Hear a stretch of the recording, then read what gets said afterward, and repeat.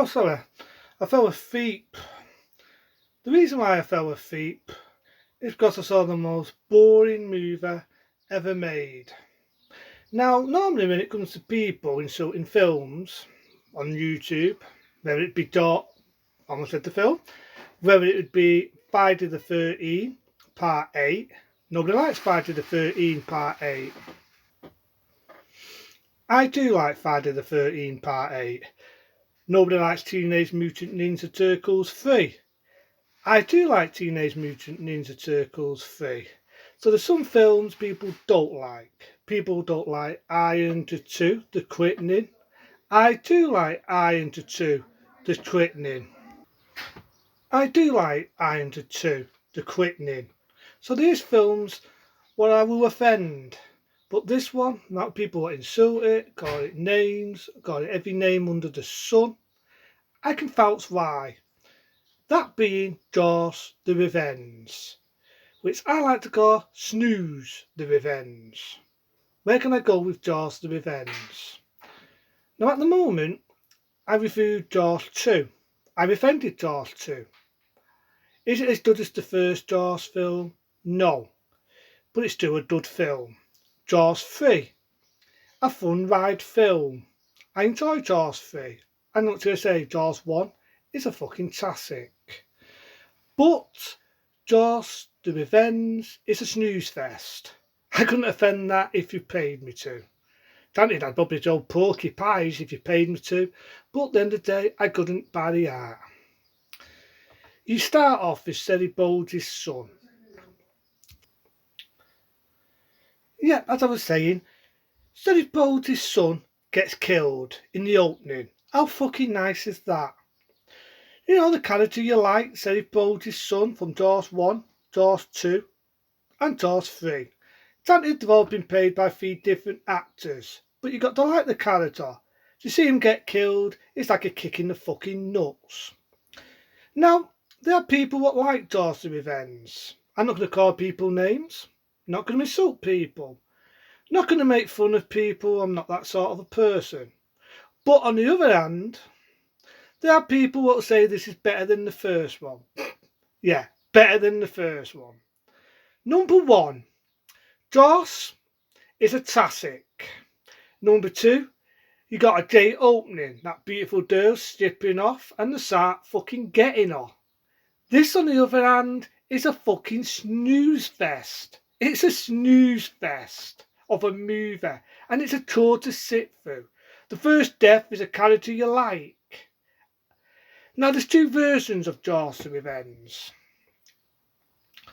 There's one where the Rastafarian gets killed, and in the other version, he comes out. Even though he seen him get badly bit, bloody a mess, it drags him underwater.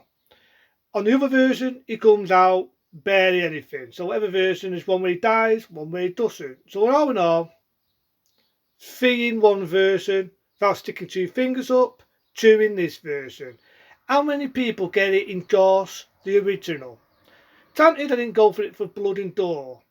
But even in Jaws 2, a lot of people got it. Jaws 3, I felt it should have ended there. Yeah, the 3D gimmicks are a bit dated now. But it's a fucking 100 times the movie than this is. You got David Dest. If I can pronounce his name right. Now, people don't know who he is. Think of The Last Starfighter. Think of Halloween 2. The 1981 Halloween 2. Not the shitty remake. Now, we all know that David Tarn, if I can pronounce his name right, was doing Jaws 3. Now, I think myself, David Tamlin, if I can remember his name, just fucking David Tarn,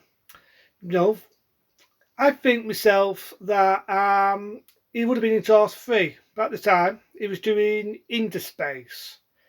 I think myself, David Tarn, if I can pronounce his name right, saw the strip to this, thought, fuck this is going to ruin my fucking career. I'll do the other film. It sounds a bit silly, me being inside a man's stomach and flying around in a little spaceship, but it's done by Steven Spielberg. Yeah, why not? This sounds like fucking shit. All I can say to David Tarn is, good choice, mate. Good choice. Had he would have done Jaws to Revenge, it would have fucking killed his career. It wouldn't have ruined his career, it would have fucking killed it. The shark would have eaten his fucking career. Then you got Michael Caine. Now at first I thought, wait, Michael Caine. It's going to be like a Safe Boldy type of character. No. It's just Michael Caine being Michael Caine on a free fucking holiday. He got paid a shitload of money to do this. Spends half his time chatting up Mrs. Boldy's wife. And it's Michael Caine. He only did this for a free fucking holiday. I love Michael Caine. He's a good actor. You know, his Cockney accent gets a bit annoying after a bit. I don't mind Michael Caine. But seriously, in this, Michael Caine, were you really that desperate for a free fucking holiday? Come on, you've got Hollywood fucking money. Was you really desperate to have a fucking free holiday in the fucking piranhas? That's all what he done it for. For that and a free fucking holiday in the piranhas. Hey Hollywood, when you want a remake of this shit, and you give me, can I have some of that and have a free holiday in the fucking piranhas as well? You've got a guy doing a Rastafarian voice, the worstest fucking Rastafarian I've ever heard voice. He's like, just be your fucking self. How the fuck is he playing either a Mexican or a fucking Rastafarian? I think it's Rastafarian. I don't really give a shit. The film is fucking boring. David Stest, he's not doing a bad job. I'll give him that. He's not doing a bad job. I still would have sooner seen the other guy from Jaws 3. If I can remember his fucking name. I could forget his fucking name. One of my favourite actors. See, it's fucked me brain, this film. Fucked me brain. But again, you've got him. He's not doing a bad job, but the film's not doing him any favours. And when you think about it, it ruins his fucking career. There's two versions of the film when the shark gets it. A lot of people know that. One, it just blows up. In another, it gets speared and gets blown up. But it's too stupid in any rich version. And you know what else is so fucking laughable? It is roaring like a dinosaur. The shark, I'm not joking you. The fucking shark is roaring like a fucking dinosaur. What the fuck? And for people to say the shark looks fake than the original, that's an insult. This shark looks fake. I did it one thing though, there's only one bit in it where you do see it floating on the water and you got this cheapy music in the background. It does look pretty cheapy, that. David Charm, that's the actor. David Charm. David Charm was lucky not to do this fucking film. David Des is doing it the best he can. But David Charming,